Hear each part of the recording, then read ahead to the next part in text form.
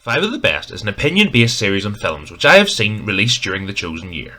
This is to celebrate previous years in film, not to cause any offence. All opinions are my own. Hi everyone, welcome to 5 of the Best, a series in which we celebrate movies year by year. This series of videos will consist of me discussing my 5 favourite films of this chosen year.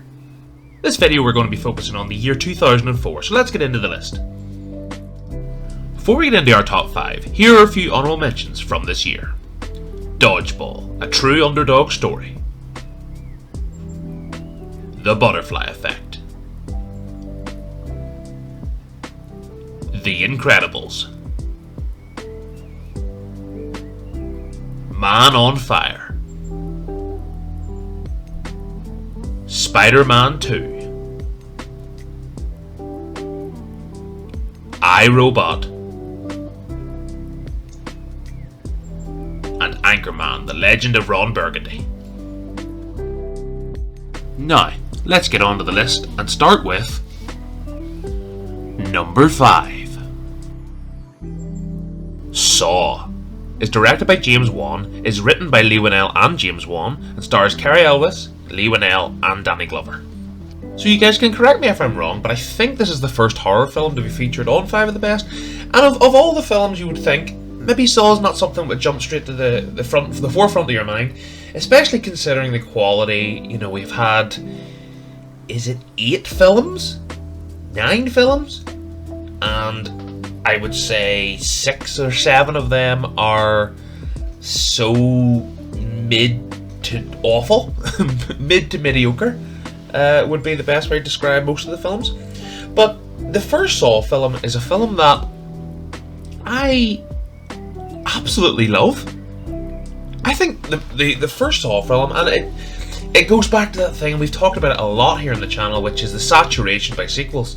Does the quality drop in the later sequels and the kind of delve into the kind of love of torture take away from the core elements of the first film? And I think it does as the series progresses, and maybe there's a chat on another day for the Saw franchise as a whole, but I want to just talk about Saw, the film itself, the first film that came out here in 2004. And I think the best thing about the first Saw is it's so simple. It's so simple, in fact, that you would think, why did no one do it before?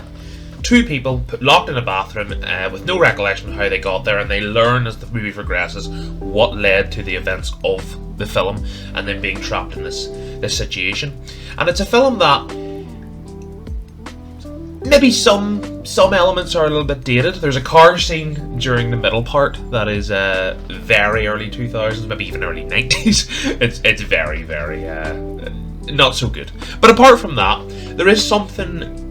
I think maybe the element that really got people into this film was the realness of it, I think. And maybe you go back and you watch it now and you go, oh, well, that's obviously CGI and X, Y, and Z. But I think the real fear and the horrific element of the first Saw film was the fact of how, I don't want to say simplistic, because that makes it sound like it isn't well written, because it actually is really tight knit, and the way it's written by Leigh Whannell and James Wan, and obviously Leigh Whannell plays one of the characters in the situation. It's him alongside Cary Elwes' character, and the two of them, they're locked. I mean, this isn't a spoiler, this is the start of the film. The two of them are locked and chained to either ends of like a derelict bathroom in this. They don't know where they are, they don't know how they are, and it's so intriguing. It's one of the, I would say, if you haven't seen this film before, and if you don't like gore and you don't like horror, maybe it's not for you. I mean, that goes without saying, because it certainly does have a lot of the gore elements. It has the blood. I mean, if you went into this thinking it didn't have blood, that's on you, really. But it's a film that you would go in, if your first Saw film was, say, Saw 4 or 5, and it was all torture, and it was all kind of traps that are so exasperated and elaborate that it's not a, because that's what the Saw franchise devolves into. It becomes like a theater of traps. What's the most exciting way someone can be killed? That's what it becomes. But that's not the case in the first Saw film. And also, something I do want to mention is Tobin Bell. Tobin Bell is great in this film and great in the Saw franchise overall. I think he's something that actually is one of the consistencies throughout this. There's not really a bad performance from him in all of these. But I'll go back to talking about just the premise itself, because as I mentioned about the blood and the traps, and don't get me wrong, there's a few traps here in the first one, but it's not really about the traps itself and what the Jigsaw Killer is doing. It's more about learning these two very opposite people in the situation. Do you root for them, and then maybe you're starting to swing that you root for one of the people, and then a new bit of information comes to light and you completely flip on its head and you go, no, I'm definitely siding with this other guy. And then are you rooting for the both together? And it's a really, really interesting film. And that's something I would, if you haven't seen any Saws and you went into this just fresh, I think there's a really intriguing experience. It's one of those films that I think the best way I can describe it is if you get past the first kind of 10-15 minutes and you're very intrigued and you want to know what's going on, you'll love it. You'll love it. And Saw really is one of those films that I've said it already, it's just in this video about the saturation by sequels, but the first film is truly great, and it is admittedly, and I don't think it's a guilty pleasure because I think there is real quality there. There's a few minor details that maybe let it down in some ways, but I think there's real quality in the first Saw film, and the second and third to an extent, but the first film being the base that the whole franchise is built on. And there's a reason there were 7 or 8 or 9 or 50 films made, because the first one is so good and people forget that. So I would very much recommend this film. It's also not a long film. An hour 43 minutes is not a mad runtime, especially for quite a story based horror. It's not something as simplistic as a slasher, or certainly the later Saw films that are just trap, kill, and that's it. This film is a lot of story, and I think people forget that, and I would very much encourage you to give Saw a go. Number 4. Somebody once told me the world is gonna roll me. You knew it was starting like that. Shrek 2 is directed by, there's a lot of names here, so bear with me. Directed by Andrew Adamson, Kelly Asbury, and Conrad Vernon. Is written by William Steig, which is the book it's based upon. The story is by Andrew Adamson, and the screenplay is by Joe Stillman, and stars again Mr. Mike Myers as Shrek, Eddie Murphy as Donkey, and Cameron Diaz as Fiona. So did I think that Shrek would be making not 1 but 2 appearances on 5 of the best? Yeah, kind of. Because Shrek 1 is great, but Shrek 2 is as good a children's film as I think there is. It is truly funny. Like, it is an actual great comedy film, as well as being wonderfully animated for the time. I mean, I said that a bit when I was talking about the first film, but the animation nearly goes from strength to strength in this one as well. You have the action-adventure kind of style as well. I mean, some of the dialogue in these films, it's so... The writing is so well done. It's so tight-knit, and the charisma shown by... I mean, it's one thing for actors to show charisma, but for voice actors to show charisma, and that's something that maybe doesn't get talked about a whole lot about, you know, Mike Myers, Eddie Murphy, and Cameron Diaz. And I know Eddie Murphy has already had voice acting kind of prowess with, what's the dragon called in Mulan? I think it's Mushu. You can correct me if I'm wrong on that. I think it's Mushu, and so he has a bit of experience going in a donkey. But for Mike Myers to be voicing Shrek and be the lead for this, it's really wonderful voice acting, and that's something that doesn't really get talked too much about when we're talking about Shrek. And I did mention a lot when we talked about the first one about how much Shrek is a meme more than it is anything else. But people forget, and I know I already this video and talking about Saw, about the saturation of sequels, and everything past this film for Shrek is just such a dip in quality, and that is a real shame. But Shrek 1 is great, but Shrek 2 is so good. It's so good, it's so much better than it has any right to be for a kid's film.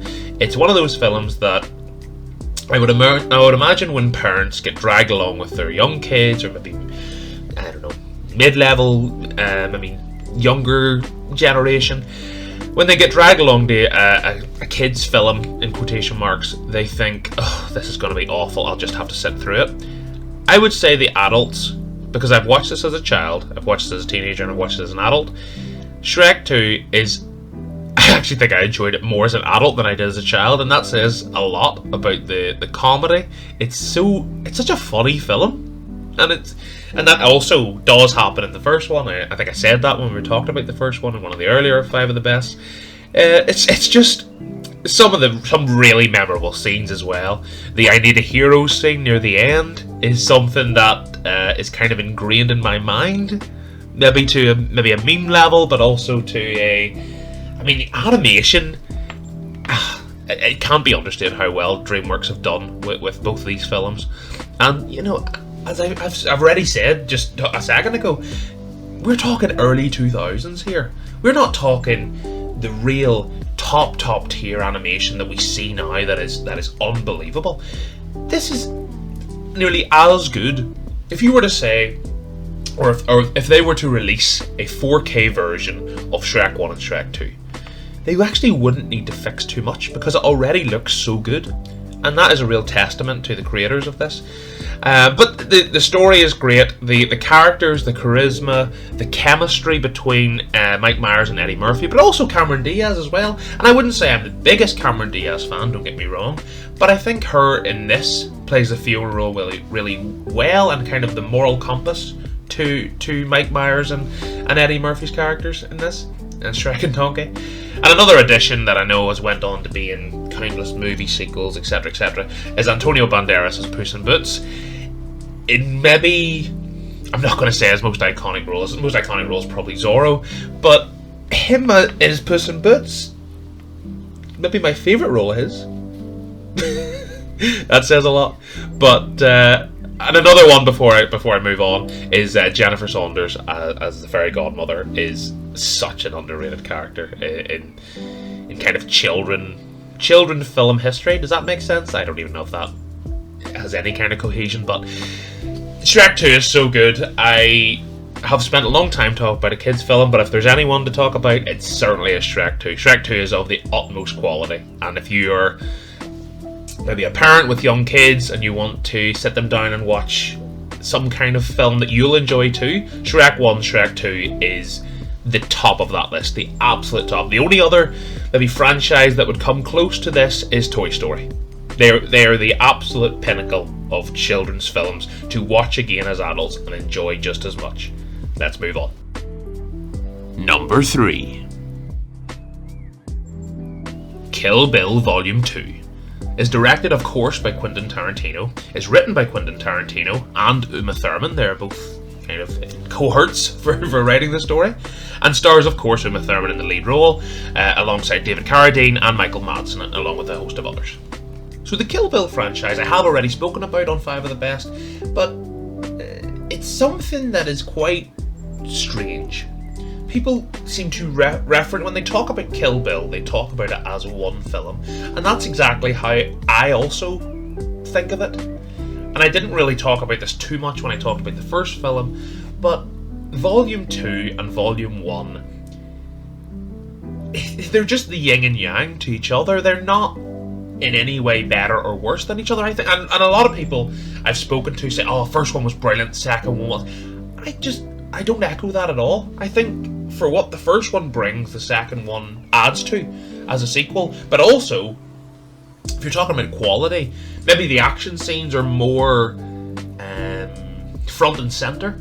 Is probably the best way to describe it in the first volume. But in the second film, it's more about the story and the character. Not to the point where it's overindulgent in itself and you learn so much about the character you're like, okay, well, I kind of wanted a bit of anonymity for the character, a bit.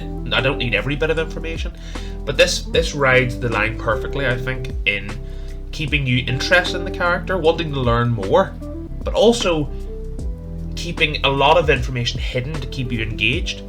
And there's a brilliant scene near the start of the film with the bride, as she's now known, which isn't really what she's referred to in the first film, but the bride is kind of a black and white scene at a church. You'll know what I mean if you've seen the film. And that's probably my most memorable scene of the entire film. A brilliant moment in cinema, that. And but some other characters, I mean, David Carradine is one that I don't think gets a whole lot of credit. And he's one of those actors that you would go, oh yeah, him, I've seen him in X, Y, and Z. But he's really good in this. He's really good. And another one that's kind of a Tarantino staple, if you like, which is Michael Madsen. Michael Madsen is in so many Tarantino products. Obviously, he's fantastic in Reservoir Dogs, and I would say that's his shining glory when it comes to cinema, never mind Tarantino films. But him in Kill Bill Volume 2 is one of my favourite of his also, and I think that's one that slightly slips under the radar. There's also a lot of other great performances, but we could circle around that. We need to talk again about Uma Thurman. Uma Thurman is one of those female actresses that just... her performance as the bride, as we'll say now, in this and the first film is so good. And I also mentioned I'm kind of treading over old ground here, and a lot of people would say, oh, I preferred her as Mia Wallace in Pulp Fiction. That's absolutely... I mean, I love her as Mia Wallace, and another actress that has that Tarantino staple, if you like. She is absolutely fantastic in both of these films, and I think that's something that I know she's front and center, and I know people, if they're talking about these films, go, oh yeah, she's great, but I think it's one of those things where, is it talked about enough? Is her performances in these two and Pulp Fiction? But as I think I said exactly these words, but her in Pulp Fiction being a part of a bigger story, whereas the focus of the narrative in the Kill Bill is all focused on her, and you would think with the pressure of that maybe any other actress who maybe had been, or actor for that matter, who had been in a situation of being a kind of a sixth of a big story to now being the one lead, it's quite a jump, and I don't think that gets talked about enough. So Uma Thurman is of course fantastic.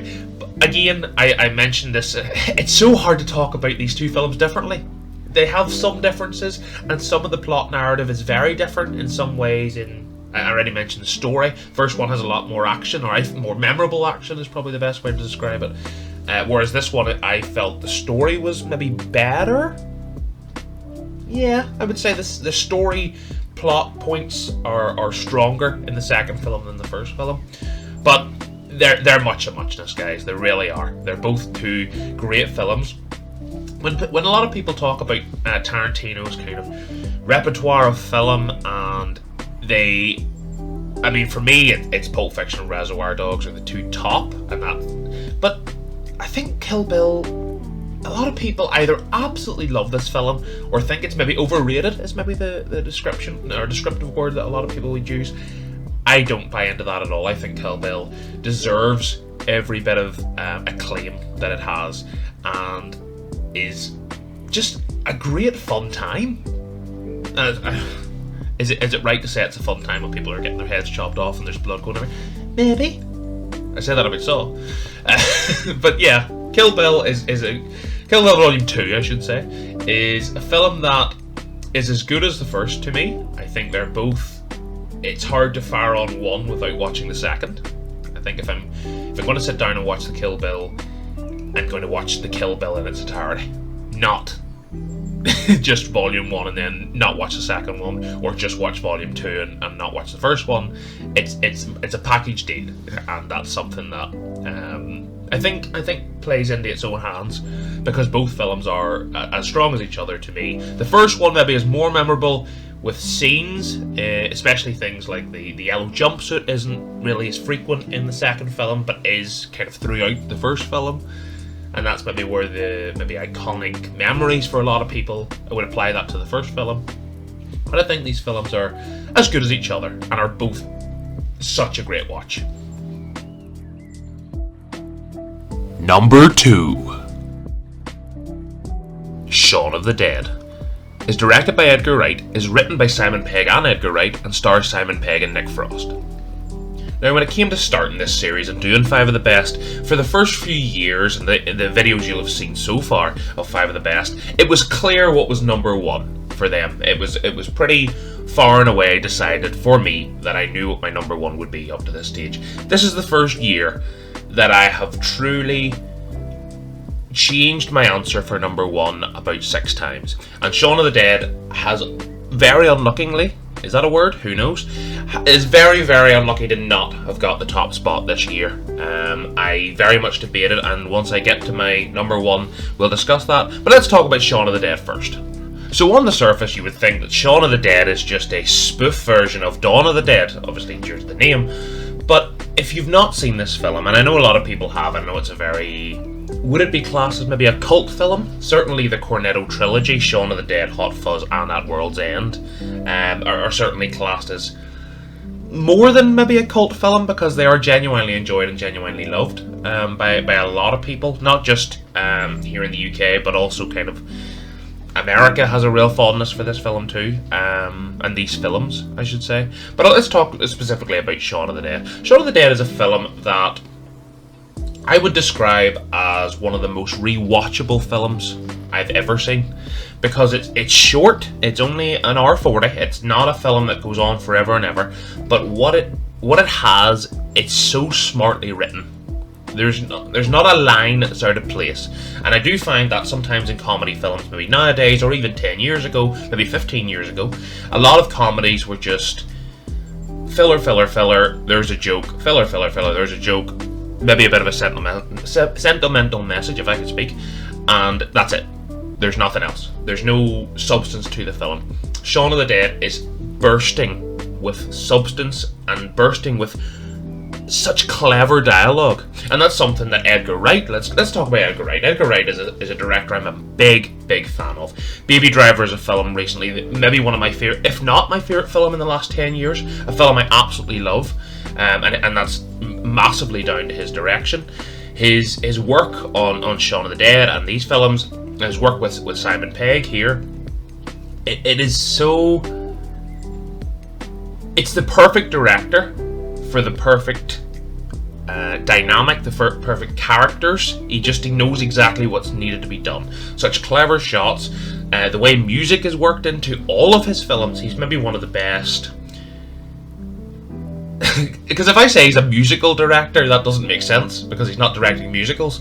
But if you know what I mean, in Baby Driver, or in this film, or even something like Last Night in Soho, which was pretty recent, the way he works sound and music into films is it's such a director trait he has, and it makes him one of the best at that in the business, really. And before I get on to the writing and the story being so well tight-knit and well written and hilarious throughout, there's before I stop talking about Edgar Wright, because I could talk about him forever with the way his direction goes, but something about the energy he brings to film directing, and the editing, the quick cuts, the screenplay throughout, it's pulling all the right strings at the right moments, and that's something that not a lot of directors have, that kind of unique ability to do this throughout their entire... it's not like he's done this in this film alone. As I said, I've mentioned a few there that he's also done that in, and that's something that cannot be understated. But let's talk about the story of Shaun of the Dead and the writing and the script. It is a truly wonderfully written film, a truly wonderfully acted film as well. Something that goes amiss in comedies, and maybe I'm being a bit hyperbolic when I'm talking about this, but sometimes comedies have our leads doing a great job, but we have meaningless side characters, or just someone that's there maybe for an extra laugh or an extra whatever. Even the side characters in this, you've got Liz, you've got David, you've got Diane, you've got Pete, you've got all these characters that on paper you would think is just, okay, well, they're there to serve the narrative, and of course that is their purpose, but they're there to serve the narrative in a good way. All these characters, even like his mum and his stepdad, and there's so much in this, and the world building that goes on in Shaun of the Dead. And something I mentioned earlier was the rewatchability of this film. That's something that in this film is done so well, because if you watch this again, you go, oh, I didn't actually realise that. Oh, that leads into, okay. And then you watch it again 10 years later, and you go, oh, geez, I actually never realised that. Oh, and that connects to, okay.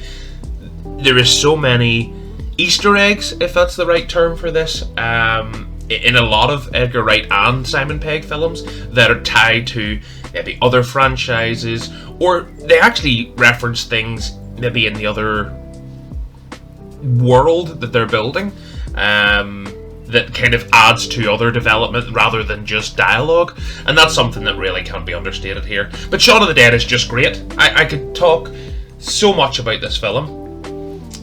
And comedies are films that obviously are subjective. You could watch Shaun of the Dead, say, oh, I didn't find it that funny, wasn't really for me. That's fair enough. It's like a horror movie, it didn't scare me, okay. That's okay, fine. But I think it's on comedies, it's hard to find one that a lot of people truly love. And I think Shaun of the Dead, and Hot Fuzz for that matter, the second part of this trilogy by these guys,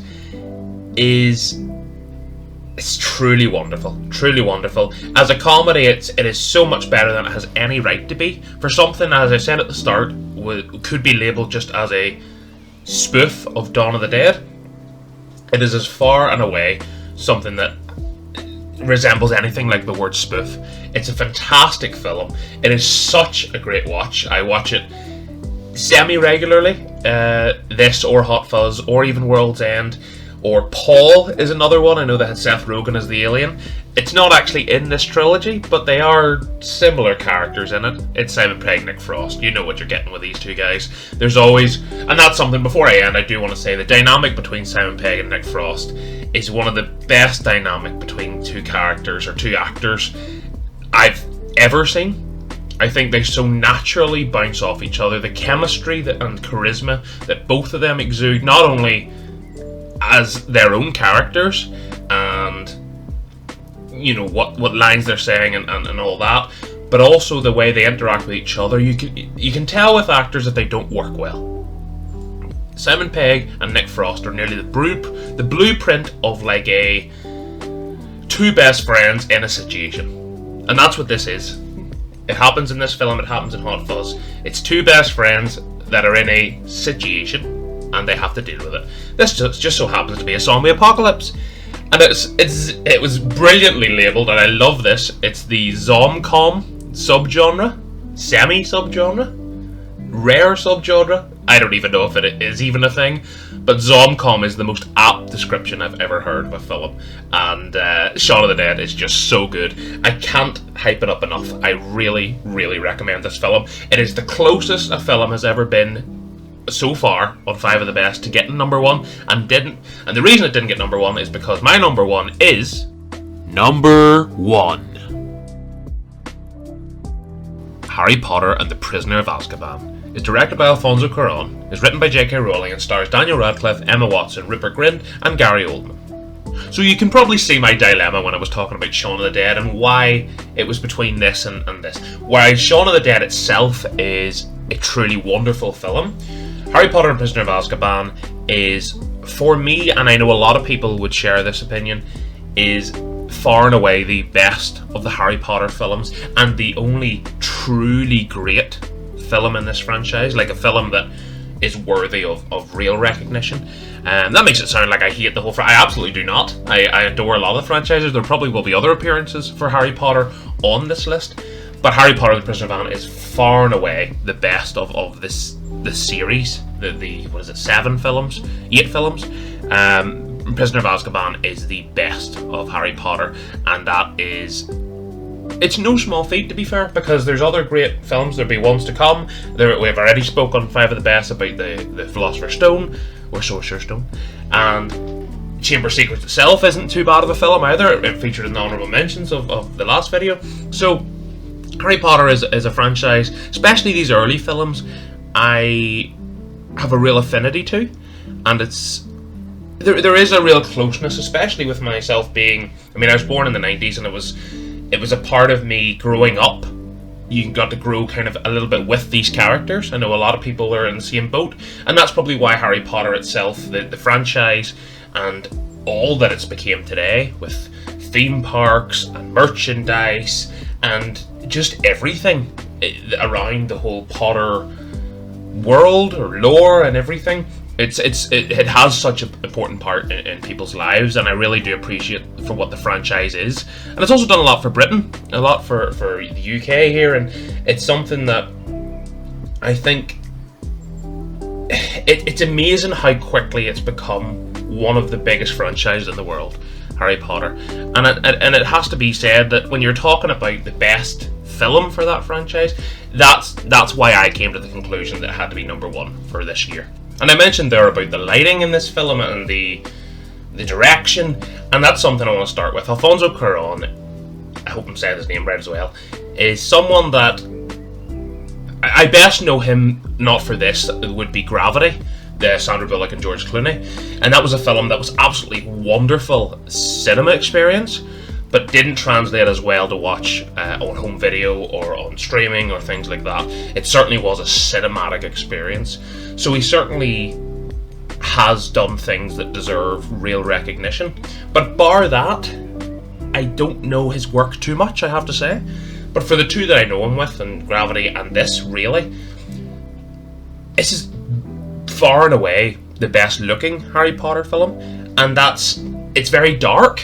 It's very atmospheric throughout the whole film. There's a scene at the start when Harry gets kicked out of his house and he's walking along and he's waiting on the side of the road, and the atmosphere there's more atmosphere in that one scene. I won't say what happens or what that continues into, but the atmosphere in that one scene is more atmospheric beauty in cinema making than there is nearly in the first and second film. And that's not to discredit them, but it's just so simplistic, and it's such a, you can tell there's such a culture change or culture shock that really adjusts. From Philosopher's Stone and Chamber of Secrets to this, you know we're playing with the big boys now. This is going to be an actual, not just a kids film, and that's something that the first two films do fall a little bit into the category of. There is a bit of it's a bit childish, it's a bit this, and that's obviously the nature of the story being told. Obviously there's very real threats in the film to the characters, but overall, and you can tell there's overarching stories that will continue all the way through the franchise. But Prisoner of Azkaban is the first film that feels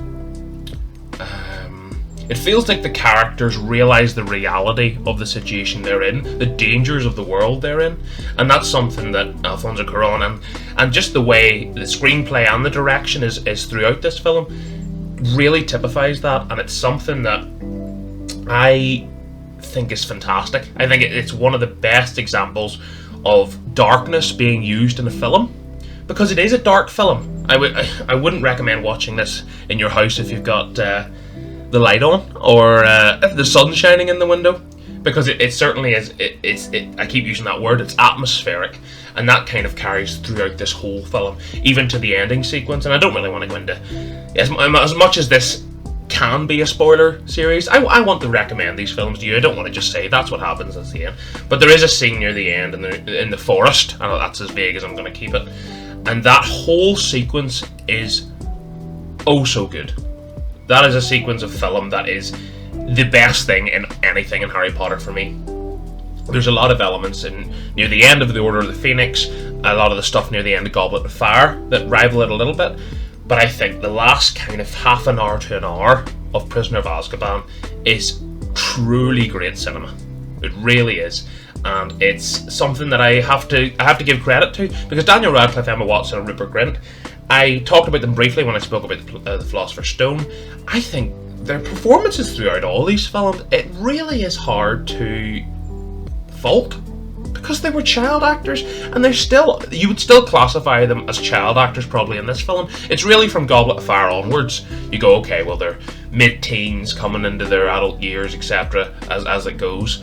Whereas in Prisoner of Azkaban, they still are a class of children, but they're given really good performances, and the way they bounce off the adult characters really are I think I mentioned this also when I talked about the Philosopher's Stone. The adult characters then were far and away the best thing. They still are to an extent in this, because Gary Oldman being added as Sirius Black in this as kind of the antagonist to the film gives, I mean, Gary Oldman, what do I need to add to say how good Gary Oldman is in all his roles? He really doesn't. He doesn't mess about when it comes to cinema. He doesn't mess about when it comes to putting his whole work into a character. He never half-asses it. He just goes in and gives it his all, and that's something that he deserves all the credit. And Sirius Black's one of his more memorable characters for Gary Oldman, and Alan Rickman. What can be said about Alan Rickman? Alan Rickman is fantastic in these films. Fantastic actor, and it's so sad that he's no longer with us. But his performances in these are nearly the best thing in them. Definitely the best acting performances. But another thing I want to touch on just before we go off the acting side of things, Michael Gambon replaced Richard Harris as Dumbledore in this. Obviously, Richard Harris sadly passed away after the second film came out, or I think it was just during the second film's release, and they had to replace him. And something I did see, and I very much agree with, is their very different depiction of the character. I've read a few of the Harry Potter books, and I find that early Dumbledore, as in, excuse me, early Dumbledore, the first and second film, is a very calm, wise, almost to an extent a Gandalf kind of character, and you know my affinity with that film. But then Michael Gambon, who comes into this film and then is Dumbledore for the preceding films, gives a more of a authoritative figure, kind of a. There's an element of tough love that comes to Harry and the rest of them from Dumbledore in the later films and this one onwards. So I did find that there was a bit of a contrast. It wasn't only that the actors were quite different in their mannerisms, but also the way their character acts. I know that it's kind of a meme now about in Goblet of Fire, Dumbledore asks calmly and he runs and screams at him, did you put your name in the Goblet of Fire? And all that stuff. That's there is quite a difference between that and the speech that he gives to Harry at the end of Philosopher's Stone at his bedside, kind of a solemn speech about friends and love and everything. It is very different characters. But listen, I've spoke a lot about a lot of the different elements of this film. The simple fact is, the simple opinionated fact from me is that I think this one, the quality of it is undeniable. Whether you are a fan of Harry Potter or you're not, I think Prisoner of Azkaban is a truly wonderful film. Just brilliant elements. The Harry Potter series as a whole has some not so good films, some really truly great films, and then you have the best one, which for me is this one. I think I know what, and most people say that, but I know there's a lot of people that have different favourites. A lot of people like the last film. A lot of people like maybe Goblet of Fire, Order of the Phoenix, or just they all have their own favourites. This is the one for me that I think is far and away the best quality, and it is definitely a film that I would recommend to anybody. If I think to myself, what was the last time I watched a Harry Potter film? Odds are it's this film. I remember loving Chamber of Secrets when I was a younger child. I used to love, obviously the first one too, but when I seen this film and I was getting a bit older, this is the film that I realised, okay, so this isn't just really just a kids film. This is a series that's gonna hit hard. There's gonna be parts in it that are gonna be brutal and very adult and very real, as real as magic can get. But yeah, listen, I could talk about it for a long time. Harry Potter Prisoner of Azkaban is an absolutely brilliant watch. It's my favourite in the Harry Potter franchise. As I've said about 63 million times now. I would recommend it to you all, and that's why it is definitely my favourite film of the year 2004. So that's the year 2004, and I have to say it's been a real tricky one to put these ones in a list. It's been probably the highest quality as far as the list of movies go, because you've seen in the Honourable Mentions at the start of the video, we had things like Anchorman and Dodgeball, two fantastic comedy movies and very unlucky to not make the list. We had Man on Fire, one of Denzel Washington's greatest ever outings, I would say, but not my personal preference of his films, and I don't enjoy the film as much as I know a lot of people do, so that's why I'd only made the honourable mentions. A lot of these were certainly on preference, and a lot of them are in, follow-ons, with Shrek following on from my love, which I mentioned previously, of the first film. We had The Saw, which I thought, I really love that first film. I really do. And it annoys me how much that quality drops, as I probably mentioned when I was talking about it there. The quality just drops and drops and drops as the series goes on, which happens to a lot, and I know that's something we've chatted a lot about in the channel, about sequelitis, I suppose, is probably the best term to put it to. But the first Saw is brilliant. Kill Bill Volume 2, we know I've already discussed on how much I adore both of those films. But all that aside, and all the honourable mentions getting very close to pushing their way into the top 5, the two that really stood out, and it really was, as I say, it really was a toss-up, because Shaun of the Dead is a film I just love.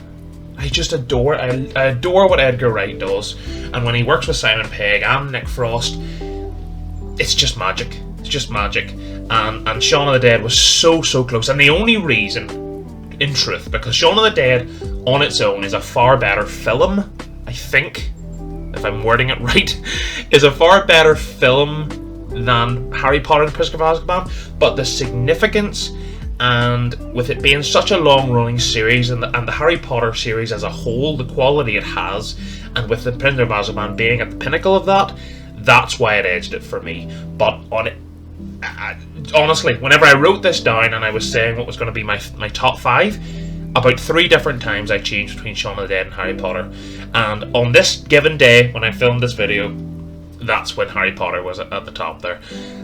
Ask me in a week's time, Shaun of the Dead's number 1. It depends. But both so much quality, and definitely the closest that any film has pushed the top spot. So far, the top spot has been the top spot, and there's not been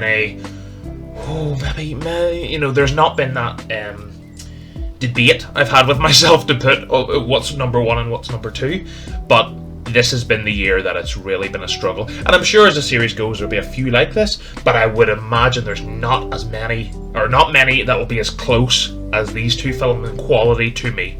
Two fantastic cinematic experiences, and an overall a great year, I think, for 2004. A year that, with what we've done so far in the series, 2000 to 2003, we've had real standout films and real epic, wonderful tales and cinematic experiences and all what you would expect, but we haven't had a high level of quality past maybe about 5 or 6 films, maybe 5, 6, 7, 8. But in this, 2004 had a real, and there's actually a few that on another given day, on maybe another list, would have made the top, or the honourable mentions. So it really was a strong year, 2004, probably the strongest year as far as the gulf in quality goes between this and some of the other years. And 2004 has been a great year, and that's the bit I really hope you've enjoyed. This has been, as I've mentioned, a bit of a struggle, especially with those top 2. But if you did enjoy and you want to continue supporting the series, a like and subscribe would be absolutely beautiful. I would appreciate it so much. It's a series I really am committed to, and I really want to keep going. First of every month, there's going to be a 5 of the best video. You can expect it, and it's... I love these films. I love looking back at these years, and also, which I probably have mentioned a wee bit in my summaries before of different years, a lot of these films I would go back and give a rewatch. Films I remember loving years ago, but not... it's more nostalgia than the actual film itself, so I go back and watch, and then there's the odd one where I go, oh, okay, I like it, but it's not to the level I remember it, and then maybe it goes in an honourable mentions pile, for example. And that makes it sound like honourable mentions is not, it's just the quality of the 5 is the 5. And that's why they're 5 of the best, it's in the name. Anyway, I'm you know what I'm doing, I'm going into waffle territory. Not going to bother, I'm just going to end the video here. I really thank you so much for taking the time out of your day to listen to me, and if you want to listen to me more, you know where that subscribe button is, and I will hopefully see you in the next one. Bye guys. Thanks for taking the time to watch this video. Before you go, here are some of my other videos. For updates and information on upcoming videos, the best place to find us is my Twitter. Much love everyone.